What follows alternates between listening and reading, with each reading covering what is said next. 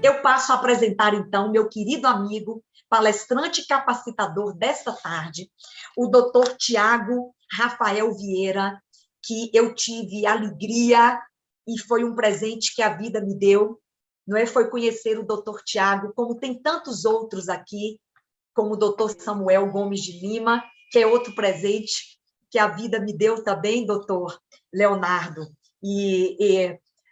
O doutor Tiago Rafael Vieira, ele é advogado, ele é professor, ele é escritor, ele é presidente do Instituto Brasileiro de Direito e Religião, o IBDR, ele é mestrando em Direito Público e Econômico pela Universidade Mackenzie, ele é pós-graduado em Direito do Estado pela Universidade Federal do Rio Grande do Sul, ele é pós-graduado em Liberdade Religiosa e Estado Constitucional pela Universidade Mackenzie, com estudos nas universidades de Oxford e Coimbra.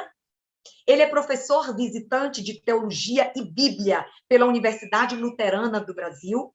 Ele é cronista da Gazeta do Povo, articulista da Revista de Teologia Brasileira, Voltemos ao Evangelho, e diversos outros blogs e sites, pesquisador no Grupo de Pesquisa e Cidadania, Constituição e Estado Democrático de Direito, e coautor com meu querido amigo, não menos amigo e não menos qualificado, doutor Jean Regina, das obras Direito Religioso, Questões Práticas e Teóricas, e A Laicidade Colaborativa Brasileira, da autora da Civilização à Constituição Brasileira de 1988, dentre outras obras.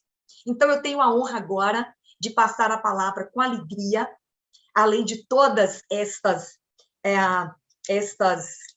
qualificações e outras que a gente, para economizar tempo, não lhes trouxe, eu passo a palavra ao meu amigo.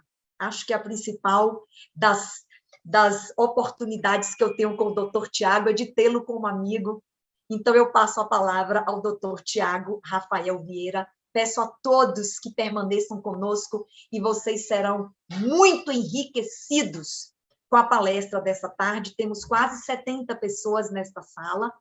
Isso é muito, muito significativo. Doutor Tiago, muito obrigada mais uma vez. Tem a palavra. Muito obrigado, minha amiga, deputada doutora Damares. Eu acho que a maior qualificação que eu posso ter é participar desse grupo, estar com vocês aí há muito tempo, né? Eu acho que desde o começo, aí, desde as primeiras reuniões, e fazer parte da rede temática em defesa da liberdade religiosa e ter a amizade da doutora Damares. E cumprimentando a doutora Damares, eu cumprimento todas as mulheres que nos honram e embelezam, né, esse evento. Também tenho que cumprimentar aqui o meu par de diretoria, né, até por uma obrigação estatutária aí, o doutor Jean Regina, mas também meu amigo, meu irmão, o conselheiro do IBDR, doutor Leonardo Girundi, e outros amigos que eu vejo aqui, como o doutor Samuel, o doutor Caetano, que junto conosco aqui no Rio Grande do Sul tem promovido a criação da Comissão da Liberdade Religiosa, meu amigo Ney Garcia, faz tempo que não tenho o prazer da sua companhia presencial, muito me honra estar aqui contigo, Ney. Doutor Prigol, lá do Paraná, também preciso cumprimentar. Doutor Prigol, desculpa, doutor Tiago, querido, um abraço, doutor Prigol. Doutor Prigol, e tantos outros amigos que já temos aí compartilhado outros eventos, outras sessões da Frente Parlamentar. Enfim, é realmente uma alegria estar entre defensores daquela que é a primeira das liberdades.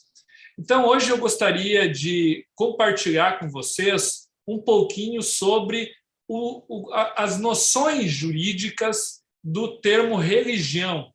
O que é juridicamente religião? Nós falamos muito de liberdade religiosa, vivemos a liberdade religiosa, então acho que é importante, é fundamental que saibamos qual o objeto de proteção da liberdade religiosa. Então, nós temos a liberdade econômica, o objeto de proteção da liberdade econômica é a economia, é o livre mercado, é a livre iniciativa. O objeto de proteção da liberdade de ir e vir é o direito das pessoas irem e virem livremente na cidade, no seu bairro, no seu país. A liberdade de expressão, então, tem como objeto de proteção a expressão, a opinião, a fala, a voz. E qual é o objeto de proteção da liberdade religiosa, se não o exercício da religião? Mas o que é religião? Então, essa é uma pergunta importante, até para que possamos entender qual o âmbito de proteção desta liberdade. Se não sabemos o que é religião, como sabemos qual o âmbito de proteção da liberdade religiosa? O professor português Paulo Pulido Adragão, ele sempre diz, né, que a liberdade religiosa ela deve partir de uma noção jurídica de religião, que é um conceito essencial para recortar o âmbito de proteção deste direito fundamental. E o que eu vou me propor aqui com vocês é exatamente a noção jurídica, não sociológica, não filosófica, antropológica ou teológica. Não quero entrar nesses campos porque a fluidez é muito grande. O professor Jonatas Machado chama de conceito vago. Então, realmente é muito difícil conceituarmos sobre o ponto de vista destas outras ciências. Então, vamos nos ater ao recorte metodológico jurídico. O que é religião? Bom, então, para a gente chegar nesse recorte metodológico, é importante, claro, entendermos um pouco da onde vem o termo religião, quais são assim os aspectos semânticos, qual a origem do termo religião. Bom, então, como nós já sabemos, todos aqui são defensores da liberdade religiosa, sabemos que a religião vem do latim religare, que significa se revincular, se religar a Deus, a divindade de quem estávamos separados. Religar-se, tornar a escolher a divindade. Ou ainda vem do latim relincere, que tem por significado revelar a tradição dos nossos antepassados. Então, nesses aspectos etimológicos da raiz da palavra, ao pensar religião, automaticamente temos uma remissão de que o fiel, e aí como ensina o professor Jonatas Machado, e eu vou usar bastante esse livro aqui, que eu já indico para vocês, tá, gente? Do professor Machado aqui, Liberdade Religiosa numa Comunidade Constitucional Inclusiva. Também tem uma outra obra que eu recomendo para vocês. Deixa eu ver se ela está aqui perto de mim. Acho que não está aqui por aqui. Que é a do professor Paulo Pulido Adragão, que é Liberdade Religiosa e Estado. Tá? Então, essas duas obras aí são importantes para nós entendermos aí o plano de fundo, é o marco teórico do que eu estou aqui falando. Né? Então, o professor Machado diz que é uma remissão à pessoa religiosa. E essa pessoa religiosa, enquanto pessoa religiosa, ela frequenta alguma organização religiosa que acredita na existência de uma divindade, que sustenta uma filosofia, uma visão de vida, e que atribui ao sagrado uma qualidade de muito valor. Então, a religião ela não se contenta apenas com a esfera subjetiva e intelectual da crença, com os aspectos filosóficos da crença ou com o sistema de valores, mas transcende para a externalização da pessoa religiosa, do fiel, nas mais diversas esferas sociais em que estão inseridos.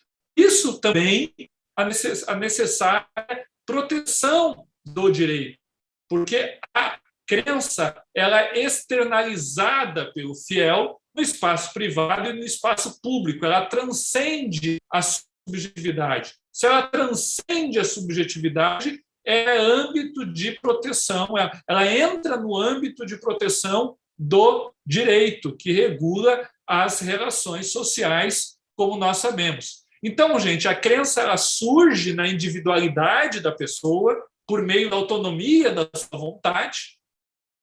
Queremos crer que uma pessoa não é obrigada a ter uma religião, ela escolhe uma religião, porque no momento que ela é obrigada a ter uma religião, isso já é uma elisão ao direito à liberdade de crença, uma afronta à liberdade de crença. Então, ela exerce a autonomia da vontade, mas o seu exercício, o exercício da crença, ela tem uma natureza gregária. E se dá como? Se dá por meio da manifestação pública. E essa manifestação pública resulta no proselitismo e é coroada no culto comunitário ou no culto individual. E é pacífico nas parecenças de família, ou seja, nos grandes troncos religiosos, que o culto é essencial para a religiosidade. Assim como a relação do fiel com a divindade e o sistema de valores que orienta essa divindade, essa relação com a divindade. Mas uma sociedade cada vez mais plural, cada vez mais aberta, não pode fechar a porta para outras concepções do sagrado, para outras concepções da religião. Ao mesmo tempo que não podemos banalizar o sagrado para dizer que qualquer coisa ou qualquer filosofia ou qualquer ideologia é sagrada. Então, nós temos aqui já um primeiro problema. Então, o que é religião? É aquela tradicional, que está presente o culto, que está presente os elementos tradicionais? Ou qualquer filosofia pode ser considerada religião? Veja a importância disso. Porque, a partir da resposta a esta pergunta, teremos o âmbito de proteção da primeira das liberdades. Então, afinal de contas, vou perguntar novamente, o que é religião juridicamente falando, gente? Pensem um pouquinho e eu vou me atrever à resposta. E essa resposta ela passa por 3 conceitos, por 3 formas, por 3 tentativas.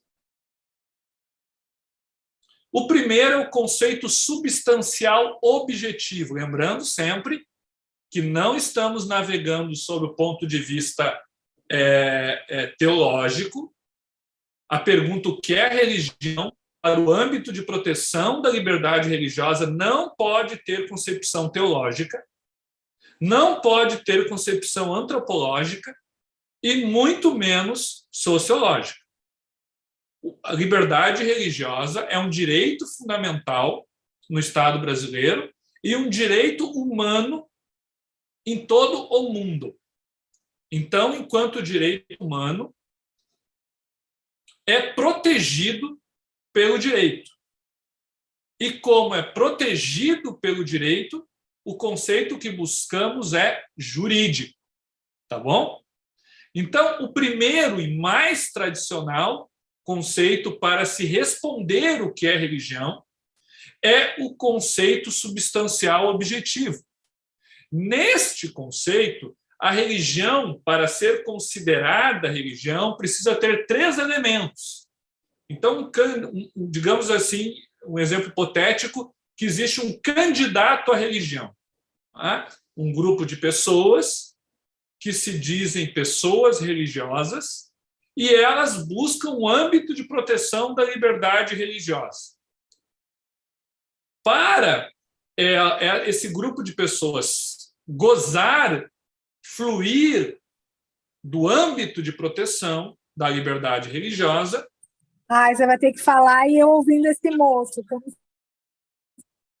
Diz assim, ouvindo este moço bonito, né? Só complementa aí, adjetiva o moço. Muito obrigado. Mas vamos lá, vamos continuar aqui. Bom, gente, então precisa ter 3 elementos. Esse grupo de pessoas precisa ter 3 requisitos, 3 elementos. Primeiro, divindade. Esse grupo de pessoas, individualmente, precisa ter uma relação com uma divindade. Ou com Deus, com deuses, com a transcendência. Este é o primeiro elemento. O segundo elemento é a moralidade. Precisa existir um sistema de valores que orienta como essa relação com a divindade se dá. Então, existe uma relação vertical com a divindade e uma relação vertical com a divindade e horizontal com os demais fiéis, com as demais pessoas religiosas. Como é que essa relação se dá? Então, o segundo elemento é a moralidade. A moralidade se traduz pelos livros sagrados. Tá? E o terceiro elemento é o culto. O culto é o ápice da relação. A relação com a divindade se dá no interior e ela se externaliza a partir das liturgias próprias previstas na moralidade no culto. Então, eu vou exemplificar. Por exemplo, cristianismo. A relação se dá com Deus na pessoa de Jesus Cristo. A moralidade é a Bíblia. E o culto é o culto em que os cristãos vão na igreja e cultuam essa relação com a divindade. Esse é um exemplo que eu vou dar, porque, como eu sou cristão, fica mais fácil aqui de eu não cometer erros, né? Mas, na sua religião, você pode, então, a partir do meu exemplo, pensar como esses 3 elementos estão previstos aí na sua religião. Eu vou agora aqui aproveitar a presença do meu amigo Ney Garcia, né? E vou dizer, então, tentar arriscar aqui como é que acontece na Igreja de Jesus Cristo do Santo dos Últimos Dias, né? A divindade, o elemento divindade na Igreja de Jesus Cristo dos Santos dos Últimos Dias. A relação com a pessoa, né, de Jesus Cristo, com o profeta Jesus Cristo, né? E com Deus. Como é que a moralidade está também na Bíblia e nos demais livros, como o livro, deixa eu me lembrar aqui, me ajuda aí, né, Garcia? Tira aí o livro de Mórmon. Livros de Mórmon, tem o Pérola e Grande Sabedoria. Doutrina e Convênios e Pérola de Grande Valor. Pérola de Grande Valor. Né? Então, esses livros são o conjunto que forma a moralidade da Igreja de Jesus Cristo do Santo dos Últimos Dias. E o culto acontece no tabernáculo, certo?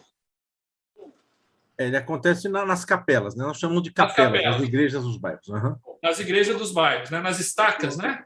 Isso, estacas e alas. Uhum. Estacas e alas, né? Então, vejam, temos aqui os 3 elementos da religião. Né? Então, a Igreja de Jesus Cristo dos Santos dos Últimos Dias e todos os seus fiéis estão no âmbito de proteção da liberdade religiosa, segundo o conceito substancial objetivo. Esses são os critérios que determinam se é ou se não é uma religião. É o critério tradicional. Mas nós temos 2 problemas nesse conceito. O primeiro problema, gente, é a partir de quais pressupostos o operador do direito avalia o que é divindade, moralidade e culto. Eu dei o meu exemplo, né? E eu falei, eu estou dando meu exemplo a partir da minha fé cristã. Veja, eu usei todos os pressupostos cristãos que eu tenho para dizer o que é divindade, o que é moralidade e o que é culto. Ou seja, o pêndulo da tradição da minha confissão influenciou na conceituação de divindade, moralidade e culto. E mesmo que eu não tivesse uma religião, eu, enquanto operador do direito, enquanto juiz, o pêndulo da tradição do próprio país vai influenciar. O Brasil, por exemplo, tradicionalmente é um país católico. É um país cristão. Até hoje, na bandeira do Brasil, tem uma cruz ali, né, na orbe azul, aquelas estrelas formam uma cruz, e a cruz é um símbolo cristão. Então, num país como o Brasil, com forte tradição católica, evidentemente que até de forma subliminar, ou de forma inconsciente, melhor falando, essa tradição vai influenciar o operador do direito a conceituar o que é divindade, o que é moralidade e o que é culto. E essa conceituação fechada pode ferir alguma religião que não se enquadre nesses elementos. Por mais, então, estimados, que as ideias de divindade, moralidade e culto sejam recorrentes quando se investiga o fenômeno religioso, não podemos esquecer que essa definição substantiva poderá resultar na prevalência de compreensões e cosmovisões daqueles que os interpretam, no caso concreto. O segundo problema desse conceito é que, se objetivamente uma religião, uma nova religião, não possuir um desses elementos, especialmente o segundo e o terceiro, porque sem o elemento da divindade, praticamente, realmente não tem como se caracterizar uma religião. Divindade, sob o ponto de vista da transcendência, né? Mas agora, se não tem um sistema de valores, se não tem um livro sagrado, ou se não tem um culto externo, um culto público, não será protegido, então, pela liberdade religiosa? Então, verificamos aqui um problema neste conceito.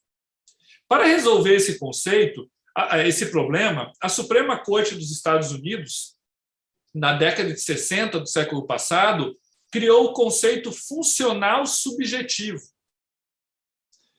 Saíram várias decisões da década de 60 a partir, criando esse conceito. E esse conceito, então, ele visa ampliar o conceito jurídico, a noção jurídica de religião, afastando-se desses três elementos, para então assambarcar as mais diversas crenças, todas aquelas que ocupem um lugar na vida da pessoa religiosa, mesmo que não seja semelhante, que não tenha os três elementos das religiões tradicionais. Então, esse conceito funcional subjetivo, então, enquanto o conceito funcional subjetivo valoriza a compreensão individual de cada um, o objetivo substancial não valoriza a situação individual de cada um, a compreensão individual, mas apenas a presença dos três elementos, né? Então, nesse conceito subjetivo, funcional ou funcional subjetivo, a noção jurídica de religião se desloca dos critérios objetivos, divindade, moralidade e culto, para a subjetividade de cada pessoa. Mas também temos problemas nesse conceito, porque se no conceito objetivo substancial o problema está na exclusão de alguma religião que não tenha um dos três elementos, no conceito funcional subjetivo, o problema está na perquisição da sinceridade da crença. E eu vou mostrar para vocês. Tá? Lá no objetivo substancial, que é o que tem os três elementos, existe uma tentação teológica e filosófica do hermeneuta de proceder um exame sobre a presença de cada um dos três elementos a partir da sua visão. No conceito funcional subjetivo, que não tem os três elementos, é de acordo com a sinceridade de cada um, como é que você avalia a sinceridade de cada um, se não com um exame minucioso? E o exame minucioso não pode agredir a tua consciência, a consciência do fiel? O que vocês acham? Um juiz analisando minuciosamente a crença do Dr. Prigol.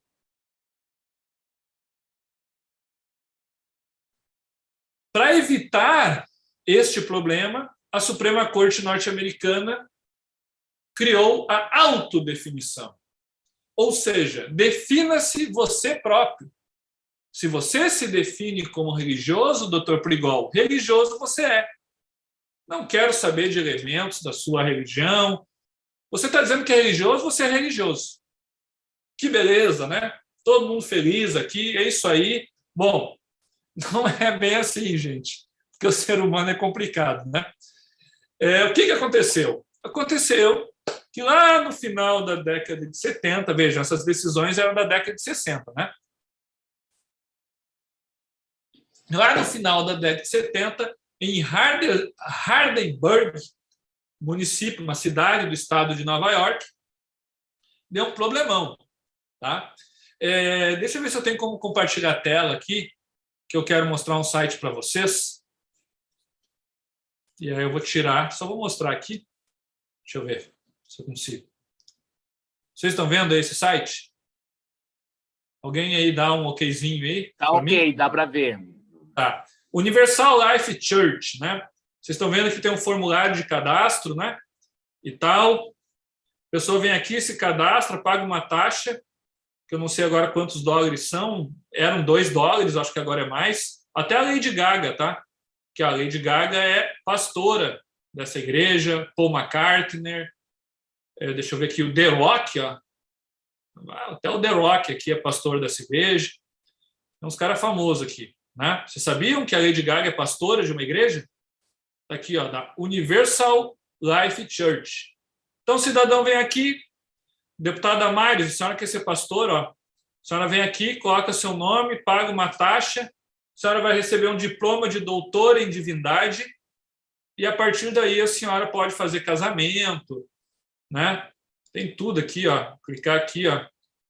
Pode fazer casamento, batismo, funeral, ó, e tudo mais, tá? É uma beleza, tá? Deixa eu sair aqui. Então, assim, o único dogma dessa igreja é o do your own thing, ou seja, cuide da sua vida, né? Esse é o dogma dessa igreja.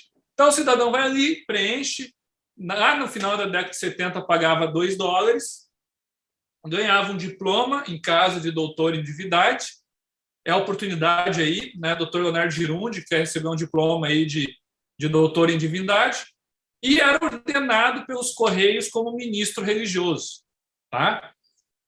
O que aconteceu? Aconteceu que 90% dessa cidade, lá no final da década de 70, início da década de 80, se tornou ministro ordenado, doutor em divindade, e 80% entrou com pedido de imunidade tributária. E quebrou a cidade. Quebrou o município de Harrisburg, porque todo mundo era ministro religioso, tinha um doutor em divindade que conseguiu pelos Correios, preenchendo um formulário. Na época não tinha internet, mandava um formulário, ia lá, pegava o formulário.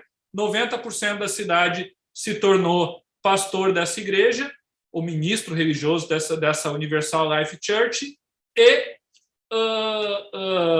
buscou imunidade. Como o conceito jurídico era defina-se você mesmo, então, olha, eu estou dizendo aqui, estou dizendo que eu sou ministro religioso, tenho até um diploma. Agora, se eu vivo a crença, se eu vivo a fé, isso aí não interessa. Mas se tem elementos de religião, nada importa. O que importa é que eu estou dizendo que eu sou ministro religioso, a Lady Gaga é ministra religiosa, está tudo certo. Quase quebrou a cidade. Em 15 anos, gente, mais de 6 milhões de pessoas se tornaram ministros religiosos dessa Universal Life Church, isso lá na década de 80. Tá? Vejam o problema do defina-se você mesmo, né? O problema desse conceito subjetivo funcional, ou seja, má fé das pessoas, né? Em razão da má fé, o âmbito de proteção da liberdade religiosa acabou sendo invadido e acabou sendo utilizado de forma a não buscar justiça, a não buscar o bem comum, que é o objetivo de qualquer sociedade democrática, a busca do bem comum e da dignidade da pessoa humana. Se as pessoas não pagavam mais impostos baseado em uma inverdade, o que aconteceu? O bem comum todo daquela localidade foi prejudicado. E aí surge o terceiro conceito, que é o conceito tipológico. O conceito tipológico é uma mistura, digamos, desses dois primeiros conceitos. E é fundamentado nas que o professor Machado, citando Milner, chama de parecenças de família. O que é isso? Aquela candidata à religião, ela deve estar pelo menos próximo de um tronco das grandes religiões e possuir um ou outro elemento objetivo. E o exegeta, o hermeneuta, ele não deve investigar se tem ou não relação com a divindade. O que ele vai fazer? Ele vai verificar a partir do binômio de que cada religião possui a partir da religiosidade. Por exemplo, imanente e transcendente, profano sagrado, natural sobrenatural, elementos externos, elementos internos, existência de culto, número de fiéis, existência de clero, existência de sacerdote, existência de líderes religiosos, possui um ou outro desse elemento semelhante a religiões tradicionais, é religião. Não precisa ter os três elementos, divindade, moralidade e culto. Precisa ter similaridade com outras religiões. Então, aproveita-se a ideia objetiva dos elementos religião, divindade e culto, né, objetivamente, esses três elementos, mas sem investigar o que é divindade, o que é moralidade, o que é culto, sem essa investigação, apenas com a comparação de religião com religiões tradicionais. Existe uma semelhança com algum desses elementos? Então, é religião.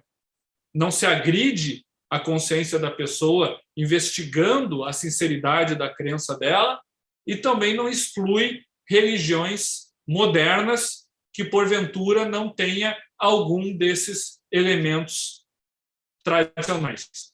Existe uma combinação, né, do primeiro conceito que eu falei com o segundo conceito. Então, o objeto de proteção da religião é aquela que possui os elementos, alguns dos elementos, pelo menos de forma semelhante aos grandes troncos das religiões tradicionais. E aqui nós percebemos que tanto no conceito tipológico, que é isso que eu acabei de falar, como no conceito objetivo, que é o mais tradicional, né, o substancial, que tem divindade, moralidade e culto, o culto está presente. E o culto, e aqui é importante eu destacar para vocês, quando eu falo culto, eu não estou falando de culto naquela acepção cristã, no sentido das pessoas irem na igreja e ali tem culto, né? Então até os evangélicos chamam de culto, né? Vamos no culto hoje à noite, né? Os católicos chamam de missa, vamos à missa. Não, o termo culto aqui, ele possui um outro significado. O elemento culto, ele é a externalização da tua crença. Então, quando você externaliza a tua crença no sentido de adorar a divindade, então você deposita a sua esperança, o seu amor, a sua fé para determinada divindade. Isso acontece na sua vida, no seu dia a dia. Quando você externaliza isso no sentido de adoração e celebração, isso é culto, sob o ponto de vista do elemento aqui que nós estamos falando, sob o ponto de vista jurídico. Então, ele pode ser privado, pode ser na sua casa, quando, por exemplo, os muçulmanos adoram e se dirigem, né, fazem as suas adorações dirigidos a Meca, individualmente, no seu quarto. Do ponto de vista jurídico, Temos um culto ali, né? Porque ele está externalizando a fé dele a partir do quê? De uma liturgia própria. Uma liturgia própria a partir do seu sistema de valores, a partir da moralidade da fé muçulmana. Então, a fé muçulmana tem uma moralidade que está lá no Alcorão, em outros livros sagrados, que determina uma série de liturgias, e esse fiel, essa pessoa religiosa, então, a partir desse código de valores, desse código moral, ele cultua, ele cumpre aquelas liturgias, que pode ser individualmente, pode ser com outras pessoas de forma coletiva, pode ser no privado, pode ser no público. Então, todas as religiões, né, possuem esse elemento, né? Quando nós analisamos dessa forma que eu acabei de falar para vocês.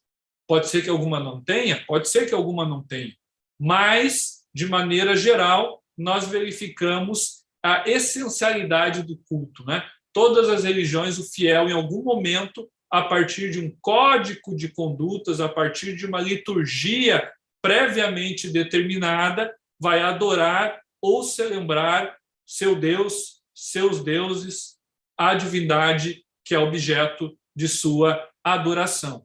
E o próprio sistema constitucional brasileiro prevê a centralidade do culto. Lá no artigo 5º, inciso 6º, diz: é inviolável a liberdade de consciência e de crença, sendo assegurado o livre exercício dos cultos. Na forma da lei, é garantida na forma da lei a proteção dos locais de cultos e suas liturgias. As liturgias são estabelecidas pela moralidade da religião que resultam no culto. Também está lá no artigo 19, inciso 1º, né? É proibido estabelecer cultos, subvencionar cultos, embaraçar o funcionamento dos cultos. E também o artigo 150, quando fala na imunidade tributária, inciso 6º, a linha B, chama as organizações religiosas como? De templos de qualquer culto. Não é templos de qualquer fé, não é templos de qualquer credo, não é templos de qualquer religião, é templos de qualquer culto, porque o culto é nuclear à religião.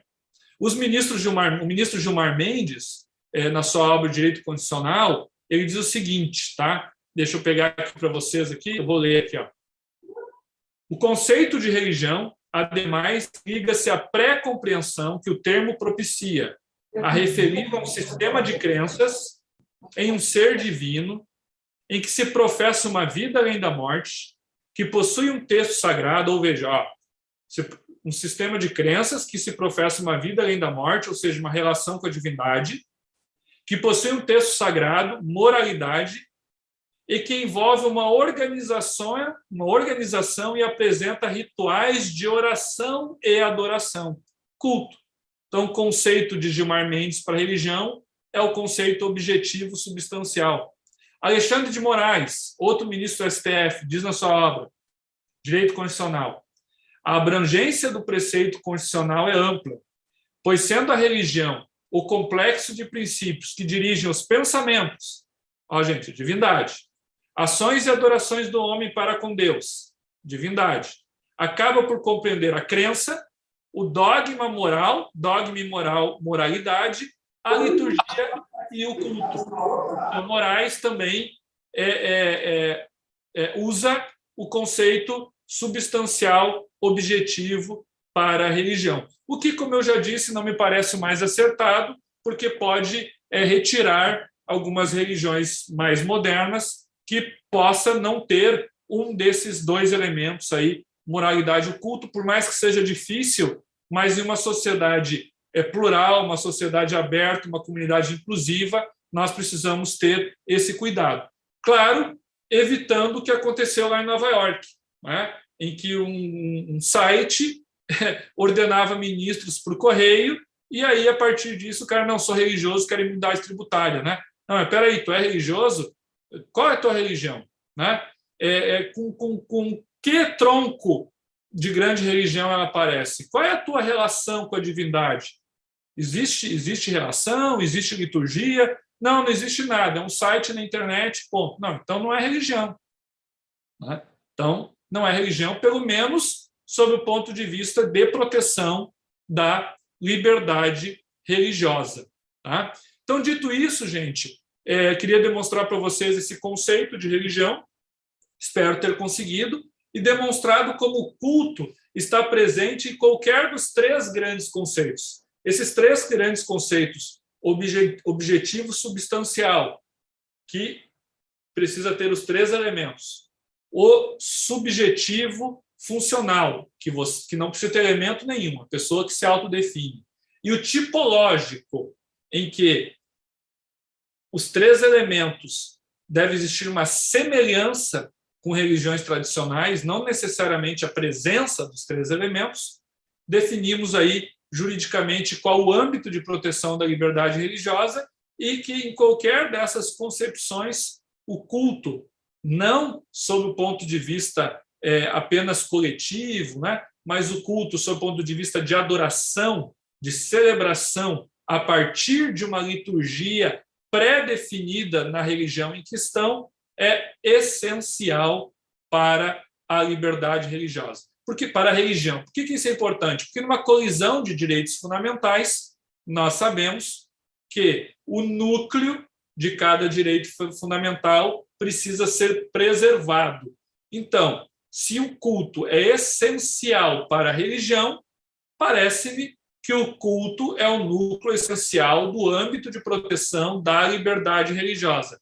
Se ele é essencial, ele precisa, em uma colisão de direitos fundamentais, ser minimamente preservado.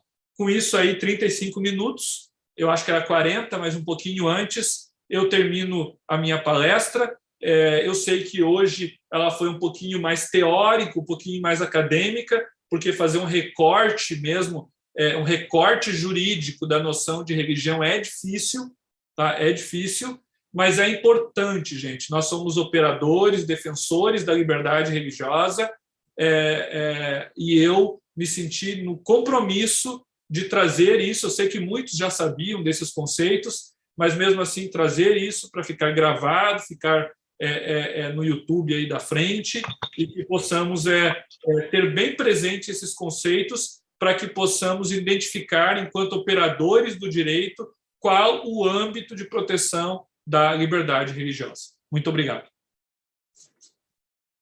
Doutor Tiago, excelente aula, extremamente conceitual, necessária, importante. E, nesse momento, eu passo a palavra, então, à deputada doutora Damares Moura, que vai fazer aí as suas considerações e apreciação sobre essa exposição brilhante do doutor Tiago Rafael Vieira. Primeiro, agradecer ao doutor Tiago, né, que sempre nos ensina, é um grande professor, e eu acho, doutor Tiago, que essa abordagem sobre religião, nessa perspectiva jurídica, ela serve, inclusive, para derrubar muros que se constroem, não é? Quando nós vamos defender liberdade religiosa e somos ouvidos com uma perspectiva puramente religiosa da religião. Né? Então, quando o senhor traz a religião, que inclusive é um bem jurídico, inclusive a ser protegido pelo Estado. Eu cito, doutor Tiago, se o senhor me permite, não é? O artigo 5º, inciso 6º, embora eu estou olhando aqui para o seu livro, A Laicidade Colaborativa Brasileira, não é? Quando nós falamos do modelo laico brasileiro, que a mim agrada extremamente, porque o nosso modelo ele é colaborativo, não é? O nosso modelo laico, ele não promove, mas ele não rejeita. O nosso modelo laico, ele protege. Ele protege. E por que ele protege? Porque está escrito na Constituição Federal, no artigo 6º, de que cultos e liturgias estão protegidos. E quem é que oferece proteção a cultos, a liturgias, a cidadãos na sua prática religiosa? É o Estado. É o Estado. Se houver perturbação de uma cerimônia religiosa, não é? Se houver qualquer ataque, não é, a um grupo religioso, a gente chama quem? A gente chama o Estado. A gente chama o Estado, não é? Então, eu acho que falar da liberdade, aliás, falar da religião como um bem jurídico a ser protegido juridicamente é libertador, não é? No sentido de que nós, os defensores da liberdade religiosa, passamos a não ser vistos apenas como aqueles que corriqueiramente nos taxam de religiosos, defendendo a religião e ainda com uma visão religiosa. A religião é um bem jurídico, como qualquer outro, e merece toda a proteção. Então, é só agradecer, não é, a esses ensinamentos que o senhor nos trouxe nessa tarde, e essa pequena contribuição modestíssima que eu dei agora, dentro desse contexto, não é? De religião, é bem jurídico, o Estado tem dever, e é dever constitucional, de proteger esse bem jurídico que é a religião, não é? Isso só engrandece o nosso trabalho, legitima cada vez mais as nossas conversas, os nossos encontros, não é? E eu quero só agradecer pela sua palestra, pelo tempo que o senhor destina a nós. Eu sei que seu tempo é preciosíssimo e o senhor toma tempo para estar conosco, não é? Muito obrigada.